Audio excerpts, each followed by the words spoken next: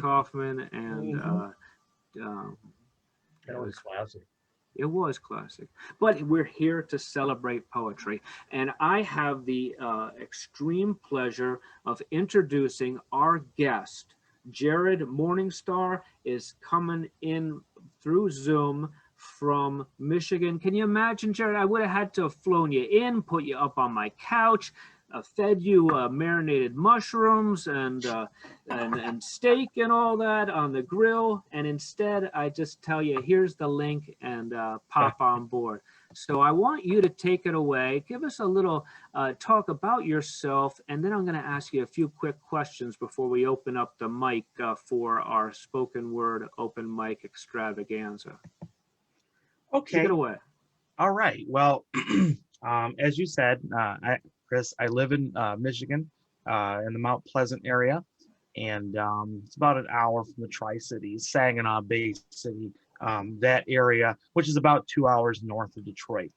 Um, my main trade, I guess you could say, is that I am a high school English teacher, ninth and 10th grade, but I'm also an adjunct English professor at Saginaw Valley State University and Delta College.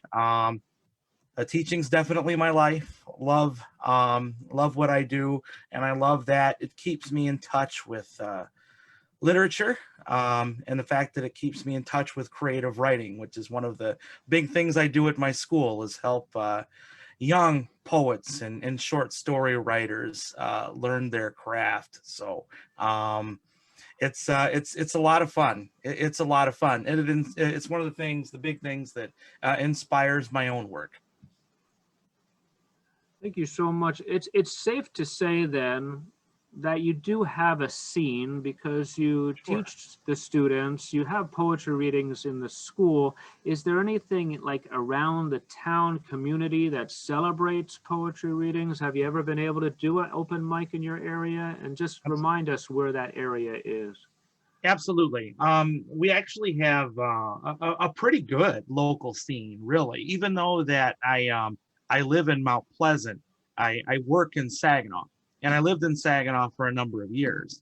And there's a really good scene for poetry, whether it's at the university. I was a product of their creative writing program in the mid 2000s. Lots of really good creative writers come out of the Saginaw Valley State community. There's a lot of open mics on campus. It's really fantastic. But at the community level, Saginaw was the birthplace of Theodore Rettke. His home is still a living museum, as the president of the Rettke Foundation likes to call it. And I've taught a number of creative writing workshops at the Rettke home. Um, and there are also community groups. I also do a lot of volunteer work with a community creative writing group called the Poets Group, and we meet every month. And but there also there's a local publication, a local lit journal, and they do an annual open mic every year. I've been lucky enough to attend the first 3 years in person. Obviously, this year will be a little bit different. So we actually have a pretty vibrant local scene, I would say. Um, and so it's been really nice, and that's one of the reasons why I'm glad to meet folks like all of you who also have a really cool local scene and an opportunity to share the arts with the community, because it's so important. The arts and humanities have never been more important than they are right now. Awesome. Thank you so much. And what, I know when we're done with the interview, you're gonna check out the feed and check out the reading. And I'm excited to give you a taste of what we have to offer here for the St. Augustine scene. And then the YouTube channel, I post the videos there afterwards, so we have a document and so forth. But did you look at the YouTube channel? Did you get a taste of some of the poets from the Yeah. past? Or Yeah, and it's really fun to see different styles and different voices. And that's what made me even all the more excited to come in today, to get that taste of everything that's happening within the group. So I'm definitely excited to see both a few readings here and then later through Facebook Live. Awesome. And I would not, it wouldn't be fair if I cut you off without saying, tell us about this new book of yours that you have out. And I want to hear just quickly about the press, because I'm learning through this Zoom fiasco and this COVID thing of all these amazing presses out there, and they're scapping up my stuff, your stuff as well. Just tell us a bit about your book and a few of the presses out there. Okay. Well, my book that I just published last year is called American Fries, Poems and Stories. And it started out as a compilation, if you will, of just different things that I had written over the years. And I thought, well, it'll just be kind of like a great, as if I have a greatest hits album. But if I did have a greatest hits album of writing, this would be it, poetry and short stories. But what was really fun for me is before the book even had a title and I was putting everything together, I was looking through everything and reading through it and thought, wow, everything here in this book seems to hit on a different aspect of the American experience, whether it's American pop culture or American history or American politics, just or the American work environment. And it's just like lots of different, and all it's a loose connection. But they all seem to tie together. I'm like, well, wow, the book doesn't necessarily just make one statement, like one thematic statement about America, but it hits on a bunch of different things. And one of my favorite things I've heard from readers over the last few months since the book has been out is that it seems like everyone has their favorite, their one piece that hit with them the hardest, that really impacted them the most. And I'm like, wow, that's exactly what I want, because I wanted to, when the book to come out, for it to have a little bit of something for everybody. And I was really happy the way it came out. The book was published by Alien Buddha Press. I think you can see their logo in the screen there. And I found Alien Buddha Press. Well, I knew of them before the pandemic hit because I found out about them through the internet and social media. Social media is a blessing and a curse. But one of the blessings of it is it gives, I think, an opportunity for writers to meet other writers. And Alien Buddha Press, I found out about them through another press, Rust Belt Press, because they the poet Red Fox is his pen name.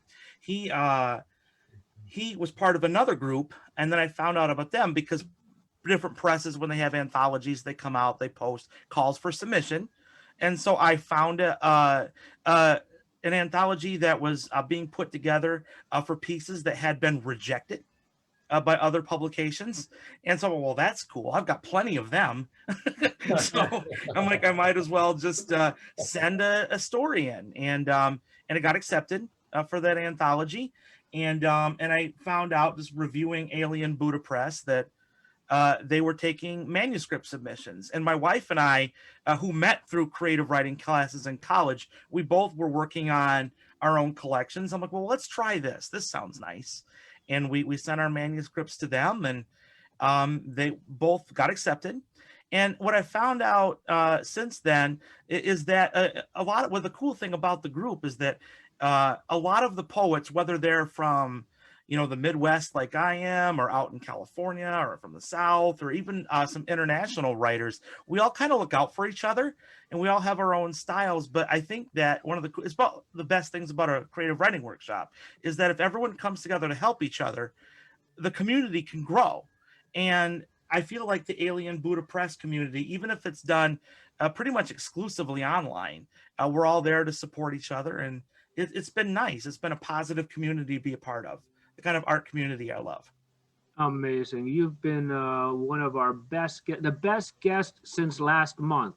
I want to thank you for all that you had to share. Do you have a short poem you can share with us to warm up the microphone, the podium, so that we can move on down the list? Yeah, absolutely. One poem. Yeah, give me one. Okay.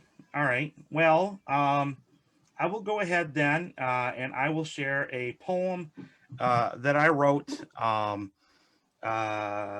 about 4 or 5 months ago. I've never read it. This is the first public reading of this. It's called "Stay Home, Stay Safe." The gas tank's been full for weeks because there's nowhere to go. Restaurants are as empty as toilet paper store aisles.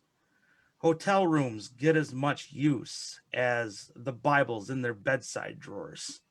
And the neon city lights that used to beckon lonely men to come inside to forget their pain no longer shine. Stay home, stay safe, they say, or the plague outside will get you. It is the end of the world to many, but I feel fine. For safety to me is the twinkle in my daughter's eyes, her smile as we stumble our way through making pizza together, her laughter while making me look like a fool during games of Uno and Battleship, and every hug she gives me before going to bed. It's my son's unlimited happiness every single time he learns how to read a new word. When the rain stops and we can finally take that walk, or at the end of a long day when all he wants to do is watch The Cat in the Hat and cuddle on the couch with big goofy me. And it's singing Jason Isbell songs together with my wife, talking about those vacations we'll take one day, and sitting on the porch years from now, watching our grandchildren play, and holding hands the same way we did before the virus, the same way we will when it is finally gone. Life isn't always predictable, and it surely isn't always milk and honey, but I am forever grateful for when I am home with love all around me. I will always be safe. Well, and I guess I put you on a real spot to choose one poem to sum up all your work. But man, you did it. That was powerful stuff. And the applause that are going on right now are deafening. You can't hear them because everyone's got their mic muted. But I want to tell you, man, that was dead on. And you really summed up this whole pandemic stuff, in Thank you. one poem. So, ladies and gentlemen, please thank Jared for his time. Check out his websites. He's just a Google search away. I'm sure you guys can get access to a computer somewhere or maybe even on your phones. Some phones nowadays have internet access, so you can just type his name into the Google and you'll find out all about Jared Morningstar. So, thank you again.